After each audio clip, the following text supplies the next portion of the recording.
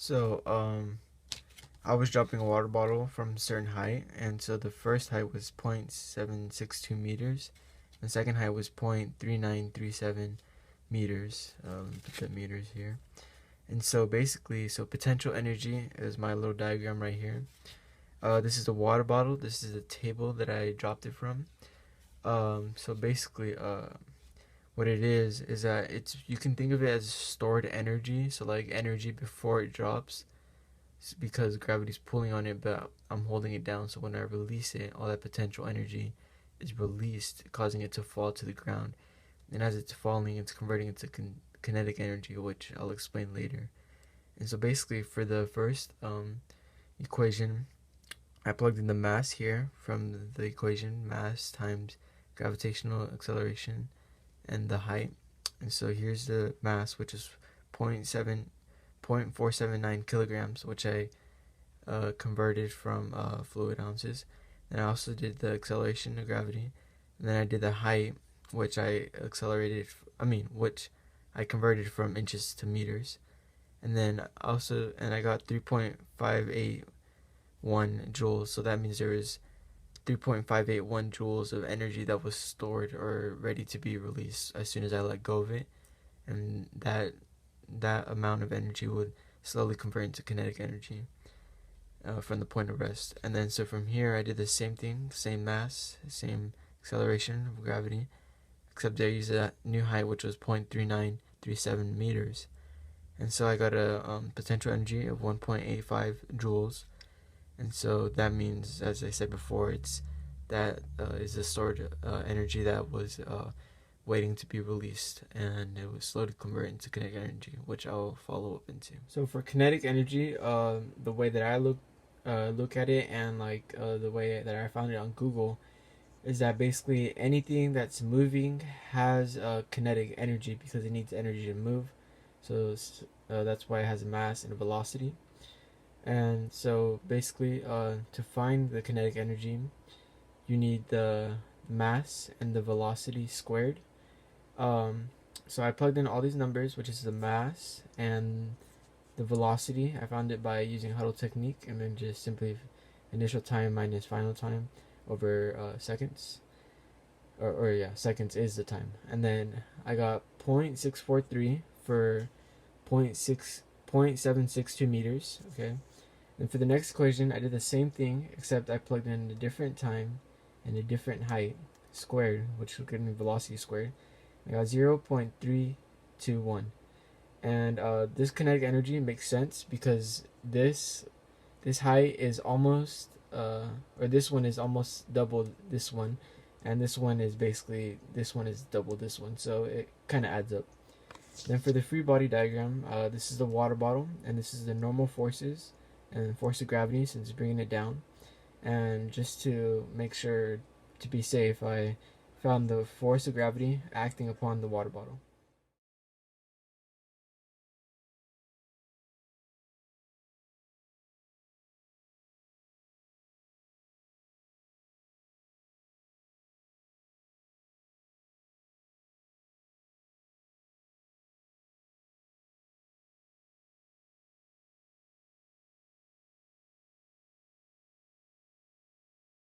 So for me, potential energy or elastic potential energy means that, so as a rubber band is just sitting there in its normal shape, it has zero potential energy. But as soon as I put the weights on it and it expands it and it deforms it, then it has potential energy, because the potential energy wants to return it to its normal shape.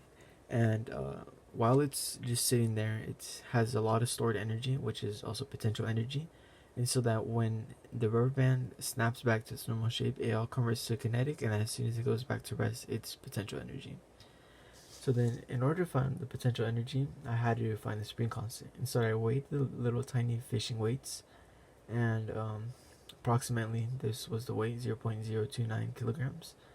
And then I also I used the acceleration of gravity, which is 9.8 meters per second squared, 0 divided by 0.013 meters, as using this equation, which is change in length.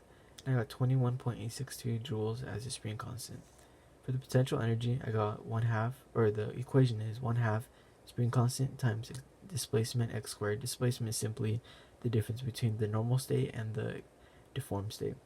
And so then I plugged in all my numbers, and the elastic potential energy that it had when it was sagging or deformed was 0.142 joules. For the relationship between potential energy and kinetic energy for the elastic and the drop, so I noticed that for the drop, it was around the same range of numbers, so it was like low hundreds, and so as you can see here, it was 0.397, and here was 0.297. This was for the gravitational, and then for the elastic, it was 0.142, which is not that far off from the gravitational.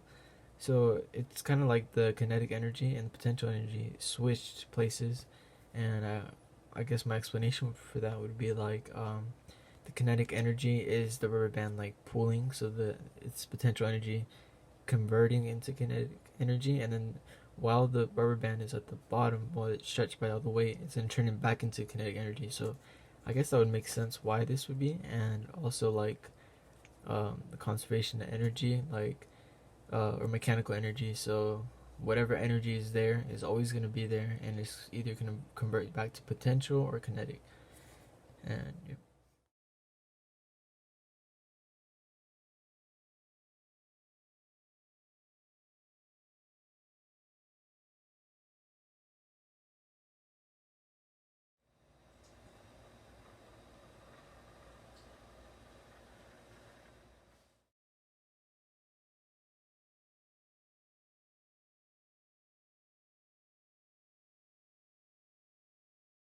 You guys saw the time lapse. Nothing. No casualties. We didn't lose anything. Look at this. We are professional. Ocean approved. Dale's exciting. Dale, you want to come? Dale, you can hang out with us. So work is basically the product of force and displacement. So like the way that I think of it is like kind of like the amount of force that you need in order to like be able to pull it the direction.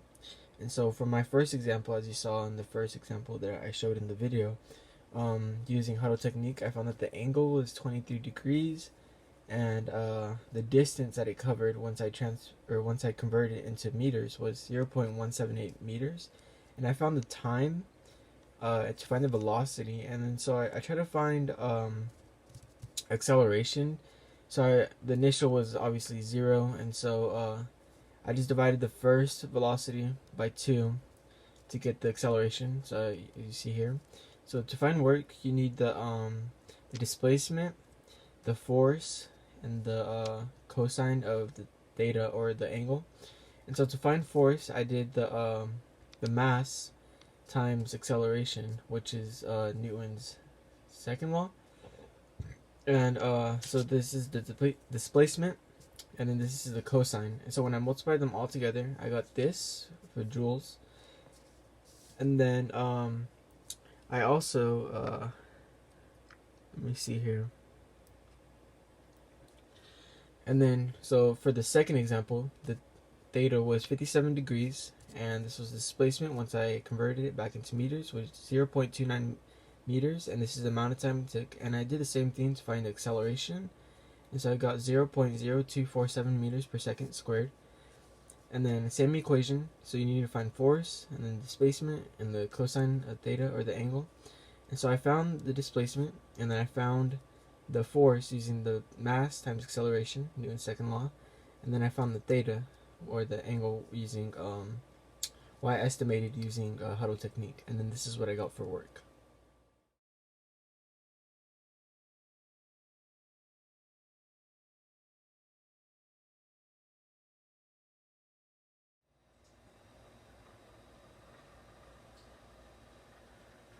So basically, power for me, or the way that I think of it, is how fast someone is creating energy or transferring energy. That's why like I guess you would say the units are in watts, because like joules per second, if you were to say. And so basically, to use an example, like for the project, I used the first example that I used for my work a portion of the project. So this is how I found work, displacement, force, and the cosine theta. So this is what I got for my work. Yeah. And so the power equation is work divided by the change in time. And so I went back to huddle technique and I found the time, or this should be 3.6. Sorry about that. So this should be, so it is 3.6 now. And so then power equals 0.0002314 joules over 3.6 seconds. And so for the power, I got 0.00006428 watts. So I guess you would say that is the rate in which energy is transferring from like the fishing line into the weight, so that it is being pulled. If that makes sense. But anyways, that's all for my project, and thanks Mr. Flanigan for allowing like this opportunity to raise our grades.